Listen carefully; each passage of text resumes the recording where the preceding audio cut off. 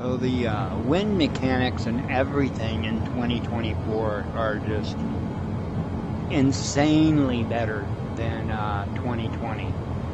So I decided I would take a glider up, and I did set the winds up how I wanted them, and I'm telling you, it's absolutely incredible. They've got it right. I mean, they've got it perfect. So as you can see, I'm kind of heading a little bit into the wind, kind of at an angle, maybe about a 45-degree angle into the wind. I'm trying to get on the right side of these ridges here, because I'm flying what they call ridge lift.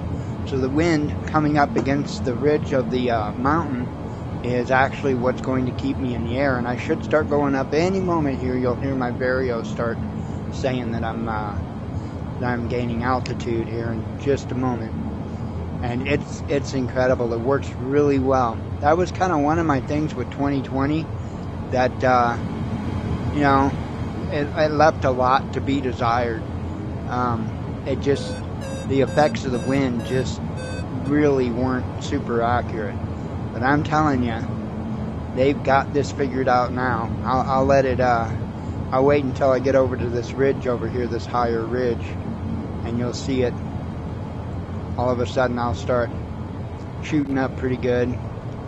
I am trimmed out for a little bit of speed here, so I could pull back the trim and gain altitude faster.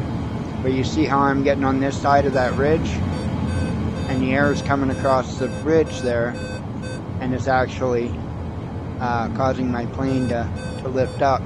Once I get over to this higher ridge here that's in front of me, it'll really start going crazy.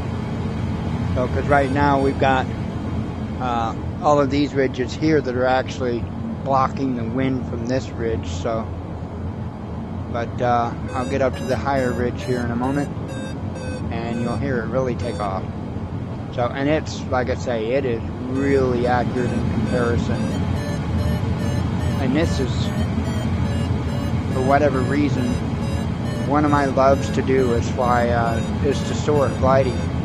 Because if you can do that, and you can do that well, then you got just about any other type of flight taken care of, especially in an engine out situation or something like that, because you're a little more used to flying without power. So this does have a motor.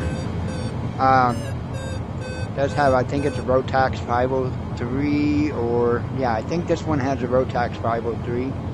So it is a motor glider, but doing what I can not to use that motor. It is morning. That's towards the east. The sun is rising, and I can't turn my graphics up stupid high because I don't have a super good computer.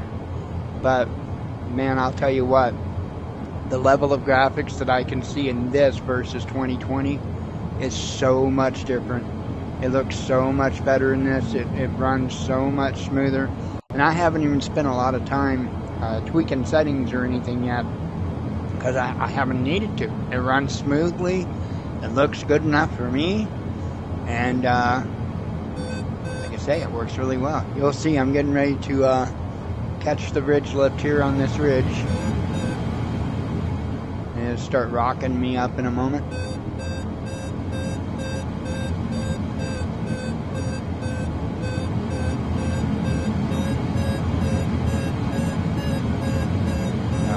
Yep. I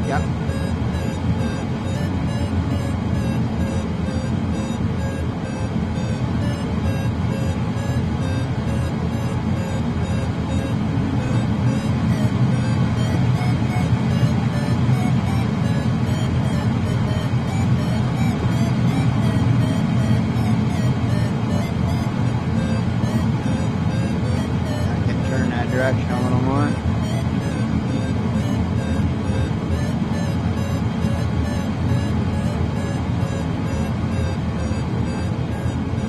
What they call flying ridge lift. And if you're, I'm in the Appalachian Mountains, and you know, if you got the right winds, you can fly down the entire range if you'd like. Same with the Rocky Mountains and stuff like that. I've actually done it in Rocky Mountains. I haven't flown down the entire Appalachian mountain range, but I have the Rocky Mountains, and I have over in like the Swiss Alps and stuff. I flew incredibly long distances. So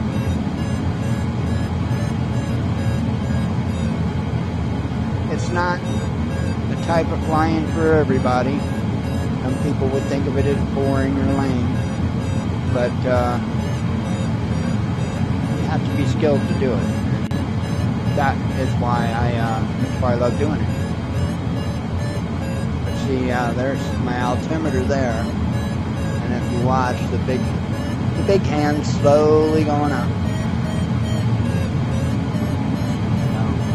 And we're now getting to the closer to the peak of this, which is higher than that stuff over there. So let's see if I can get a little closer and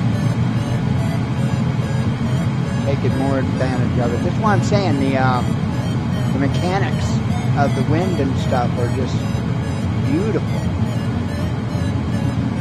As long as I stay on this side, I'm fine. If I go on the other side of the mountain range, if I go over that peak there, you'll get into what they call sink, and it will actually push you down. So that's why I'm kind of angled the direction I am. Kind of going a little bit into the wind.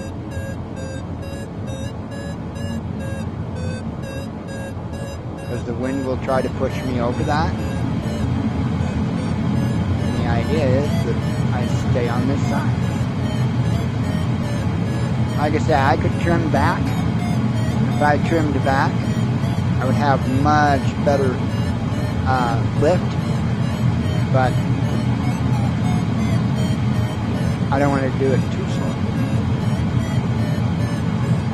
Like I say, 2024 is leap years ahead of 2020, and I understand why they had to kind of go with an entirely different engine and stuff like that, because, well, in more ways than one, they had themselves trapped. Not only with 2020 was only able to use one core of a processor regardless how many cores you had, and so that's a real major downfall. I could pull up the my CPU usage, and you will see all 8 of my cores. I've got 8 cores in it. You'll see all 8 of my cores just slammed. In fact, that's my next bottleneck. If I want to actually increase my graphics, I have to increase my CPU first, because that's where my bottleneck is. So, not that my graphics card could handle much more CPU speed, but it could definitely handle some more. But again, I'm very impressed as it is with the performance of this. Very pleased. I couldn't ask for any more. So anyway, wanted to show you folks the new I don't know what you want to call it, wind mechanics or whatever, air mechanics. So there is certainly a difference. Flew a hot air balloon earlier. That was a lot of fun. So it's just a lot of fun. I like it. Career mode, I like it a lot better than I thought I would. Because I was never into the virtual airlines or anything like that. So I thought, creating my own airline and stuff, big whoop.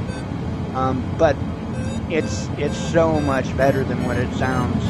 And in my opinion, much better than what, like, the previous virtual airlines and stuff were. I mean, to me, that stuff just, for one, the virtual airlines, especially the actual manned ones, so to speak, they're real picky about the lingo you use, and you got to do everything right. And with this, I mean, you got to do everything right, or else you'll get in trouble. But when it comes to speaking to ATC, you push a button and it speaks to them for you. So it's relatively simple. You don't have to learn the lingo or anything like that. You just assign a button, and when they tell you to speak, you hit the button and you speak, more or less. So pretty pretty simple stuff. So anyway, I am out of here. This thing is really, really cool. I'll probably go a little bit further down this ridge and I'll find one of these little airfields to land at. So, oh, wait. We got to go over by these antennas here. I was over by, when I first got up in the air, I was over by some really cool looking antennas of some sort. I know there was, I don't know exactly where I am, but I know I flew over Potomac Airport, and right near Potomac Airport there was War Memorial Hospital. So to give you an idea of wherever the hell I'm at. So, but yeah, there's some radio towers, TV towers, whatever going on down there, it looks like. Got another one over there on the top of the hill. So,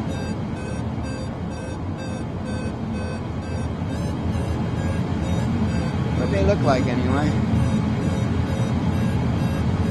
Need to get just a tad closer to them. What they look like. I reckon. I don't know, those might be some really, really tall light poles. I think that might be really, really tall light poles. It's kind of odd. Okay, whatever. This here might be an antenna here. Right down there is where a power line runs. And that's the access road you see. They can check on and maintain power lines. That's certainly an antenna there, I believe. Yes, it is another light. Well, they got some awful tall lights out here. Kind of crazy. Anyway, I am out of here. I think I'm gonna maybe go, well, I don't know about Ducapa Farms, but it's a possibility. I see something keep blinking in and out over there. I don't know what it is. I don't know. Keeps blinking in and out. I think I'll probably fly to that. So, anyway, have a good one. Come on.